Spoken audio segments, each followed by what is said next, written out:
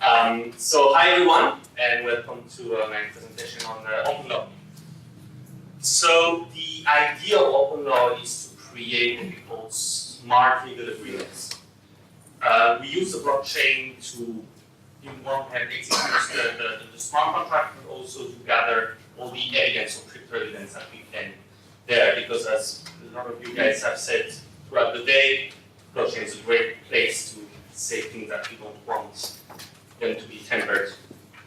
The idea is to be horizontal in the legal world, so it means that you should be able to write any simple agreement, but also put together a very complex deal with complex workflow within it, saying that in the process of executing a smart contract, this and this precondition have to apply.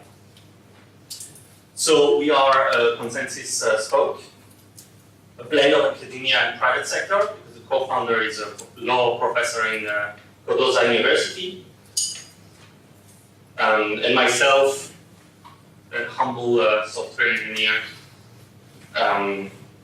So we are partly in New York, partly here, not here, in Switzerland. So the idea is to try to redesign how people do legal transactions.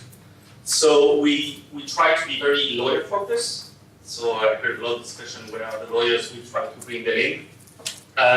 So we try to help them having a collaborative platform where they have templates that are very easy to use and reuse, but then also be able to validate very easily the contract they're going to send by having some computational verification, things like we have to make sure that if we employ someone, he won't get more than a certain amount per year because it's how do you say that in English now? It's the compliance, like that's how it works in the company. It should be also very easy to review for a computer, but also for lawyers, so like everybody can understand very easily what will happen in the contract. And as I said, easy to collaborate, being in an open manner or within a law firm. So to do that, we have certain layers. So the first one is we have some sort of legal markup where we can inject inputs and parameters, but also have some logic, conditional logic that will inject or not specific clauses if needed. We try also here to create some workflow definition so we can define which template has to be used in which cases. We will show that afterwards in the demo. Once that is done, we have to set it somewhere. So we are working right now on trying to have a decentralized storage system that is a bit more private than things like IPFS, so that if people steal the hash, they cannot download it anyway. And then on top of that, we have all the execution and reasoning, being able to inject the e-signature once someone has signed it when we look at the contract, but also which smart contract should we call with which parameters at what time. And it should be also usable for any other non-blockchain system. We should just need to be able to get an evidence that the call has been made and that everything went through. And then on top of that, of course, we want people, not only us, to build application and solution. We have seen now a very good real estate project. This is exactly the kind of things that we would be very interested to see in this platform. So we start with a kind of centralized approach and try to loosen up and decentralize as much as we can, open up with open source tool, and hopefully by ourselves, all the people starting to build applications that people can see how to do that, and collaborate on the legal side and the technical side.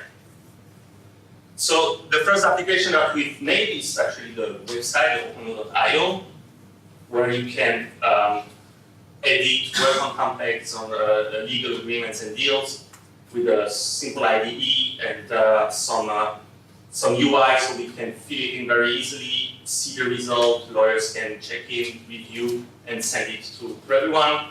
And kind of a GitHub approach where people can collaborate on templates. And the idea to having a marketplace where the more you collaborate, the more you will gain from a template being used by people. And hopefully having also, with this platform, having other API, other people using the API to do cool stuff with it.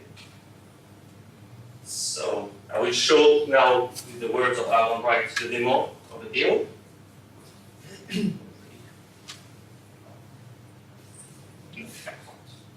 Hey everyone, welcome to the fourth OpenLaw demo. For those who haven't seen our previous demos, using OpenLaw, you can create a legal agreement and now a whole deal using our markup legal templates to digitally sign these agreements, store those signatures on the Ethereum blockchain, and trigger Ethereum smart contracts upon signature. In this demo, we're going to show you how you can create and execute a whole set of legal agreements, an entire deal, and trigger multiple smart contracts once these agreements are signed by relevant parties. We're going to generate an employee offer letter, which calls a smart contract to transfer payment in Ether to an employee every minute, a confidentiality and invention assignment agreement, an alternative dispute resolution agreement, a restricted stock grant, which calls a smart contract to transfer tokenized stock to the employee on a straight vesting schedule, and a board resolution approving the grant awarded to the employee. The agreements have been bundled together into what we call a deal, called employee onboarding. Once signed by the employee, company signatory, and board, the employee will be paid in Ether every minute and will receive an allocation of stock represented by the ERC20 token, which will vest every 2 minutes, and have that entire transaction memorialized with standard legal agreements. So how can we do this? Well, using OpenLaw, you can upload a standard legal agreement and mark it up using our intuitive markup language. Let's go back to our restricted stock grant. In this agreement, we've identified key variables, identified optional provisions, and can make calls to an Ethereum smart contract when the agreement is signed. So the optional language is included in questions in the left-hand pane. So if I click yes, it will include in the agreement relevant language. Here, relevant language for Cliff. To see how this works, we need to look under the hood.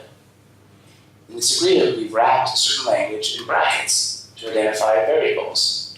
We've also wrapped other languages in curly cube brackets to create what we call a conditional. A conditional generates a yes or no question, which if set to yes, will include additional language in an agreement. We've also included a call to a smart contract. Here's an example of a call to a smart contract. The contract has the following address, which I'm highlighting now. It also has various different arguments which are necessary for the contract to execute. So OpenLaw will pass through to the smart contract the relevant arguments and the values that these arguments are set to in order for that smart contract to operate effectively. But each of these documents can interact with one another to create a deal, an entire collection of legal documents. To create a deal, you simply identify key variables that are common throughout a set of agreements and indicate what agreements should be grouped together. If you do that, we will create a deal view where the user will first see common variables throughout the deal.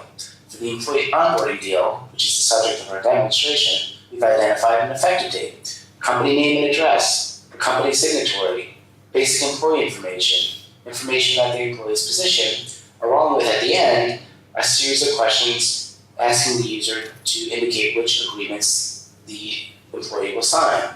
Here, I have the option to create all the agreements at one time, or just a handful. All I need to do is click yes or no where applicable. So if I want only 2 of the agreements, I simply click yes, and this will generate an employee offer letter along with a confidentiality and invention assignment agreement. If I click start, we'll see that these 2 agreements have been generated. Here's the employee offer letter on the right, and I can toggle to the confidentiality and invention assignment agreement on the left. If I wanted to generate all these agreements, which I do, I can click yes, restricted stock grant, unanimous action report, and if I hit start this time, on the left-hand side you'll see that all 5 of these agreements have now been generated, and I can toggle between them.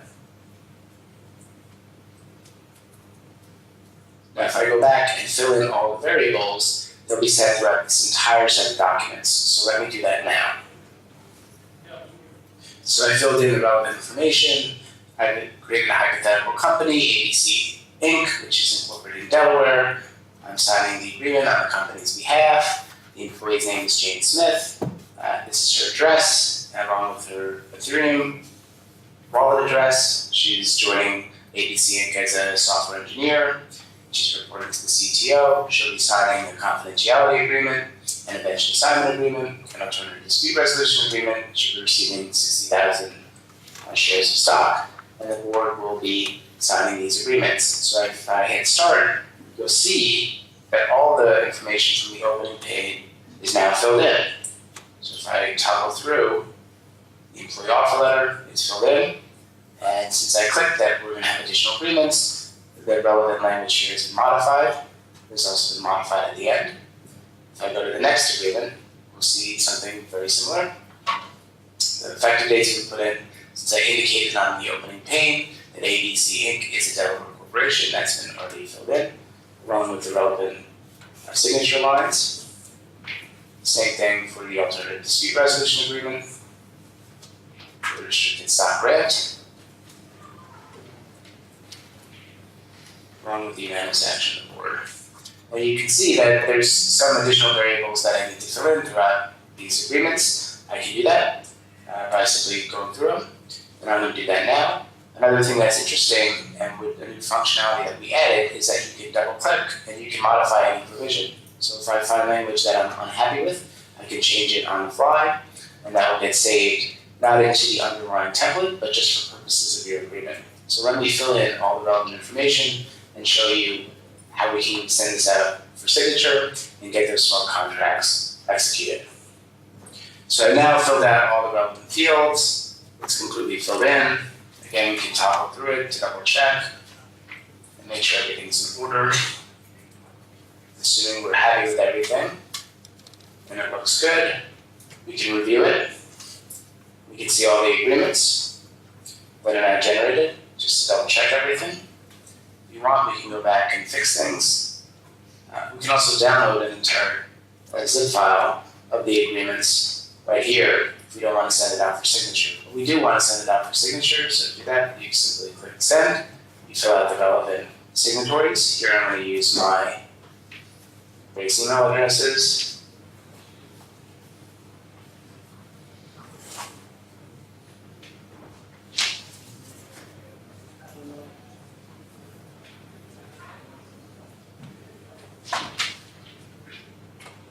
And say hit send, it will send out relevant emails to the parties here, and they can sign the agreements, and once signed, it will trigger relevant smart contracts.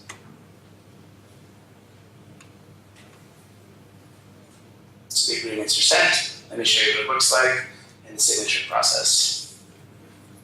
So an email has been sent to me to sign this employee onboarding set of documents. I can view and sign the documents. There's also the option to download the documents and save them for my records. So I'll click view and sign.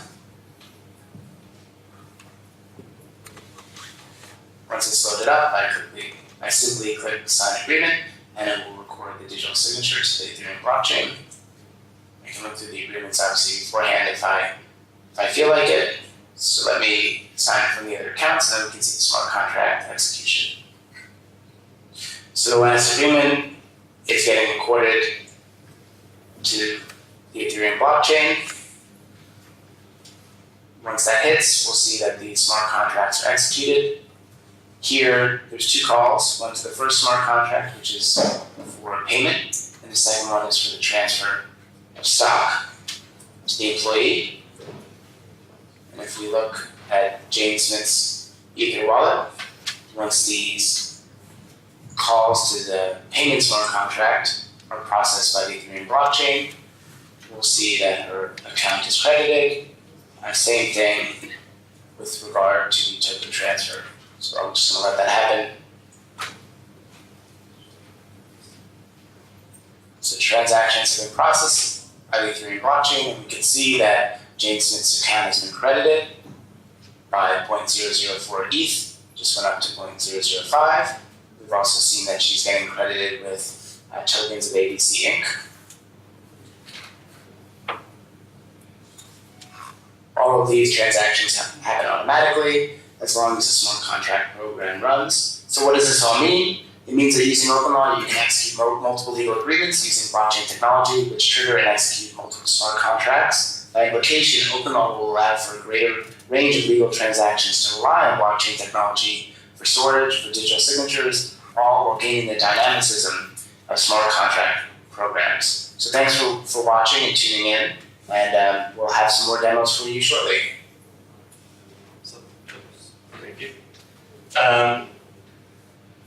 So what we're trying to do is to really change this approach of having these static documents that we're saying back and forth and having this dynamic system. That also means that we're trying to be some kind of common ground and platform for the legal world and the technical world and startup world, so that they can work together, they can innovate together. Because Can I ask a question? yes, go ahead. I see that makes sense if it's a take it or leave it contract. What the French call a contract d'adhésion, an adhesion contract. But if you're going to have the employee, and these contracts are not normally handled by lawyers anyway, you just fill in a form. So what's going to happen if it's a bipartite contract where there's negotiation between two sides? The employee has a lawyer says, I don't like this term, I want to change that. What happens then? So right now we don't have these parts coming here, so I can show you the demo. But of course, because the contract is a living thing here, meaning that from the time we work on the inputs until the time it's been signed, you can definitely have a UI on top of that we created the negotiation. So You can still go backwards and forwards. yeah. So yes, exactly. As we saw in the demo, it's possible to change. So what's the advantage? So I will finish the. Save that for Q&A. Yes, exactly. You have 3 minutes left. Exactly. You want to use them. Yes, thank you. Use your precious time. Thank you. So yeah, so try to be this platform where tech world and legal world can work together. And that's why also we try to pinpoint the pain points that legal professionals have, try to solve them for them so that hopefully they will use it and we would be able together to fill the gaps. So yeah, as I said, try to streamline all the process so we can decrease legal costs because some of the repetitive words can be avoided. We reduce the risk of errors because there is extra checks that today are done manually, and therefore we increase the access to legal services because if it's cheaper, more people can buy it.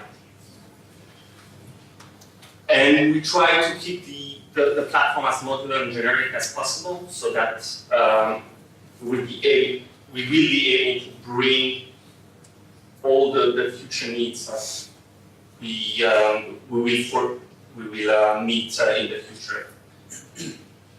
So if you are interested in this project, we have a Slack, we try to build this community, and we are more than happy to open discussions with any one of you here. So thank you very much for your attention. I hope you enjoyed it.